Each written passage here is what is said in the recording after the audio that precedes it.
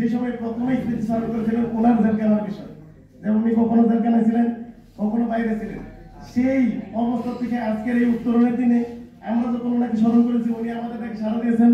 তার জন্য আমরা প্রথমেই তার নিকট কৃতজ্ঞতা প্রকাশের মধ্য দিয়ে এবং মাননীয় উপস্থিতি সকল অতিথিবৃন্দ, বিশেষ করে মাননীয় সভাপতি, যিনি এই ফাউন্ডেশনের সভাপতি, আজকের এই অনুষ্ঠানের সভাপতি, যিনি নবনির্বাচিত হয়েছেন, তিনি এই আজকের এই অনুষ্ঠানের সভাপতি, তার অক্লান্ত পরিশ্রমের মধ্য দিয়ে আমি উপস্থিত আছি মঞ্চে ফরহাদ ভাই, যিনাকে আমি অনেক বেশি ভালোবাসি এবং উনি অনেক বেশি স্নেহ করেন।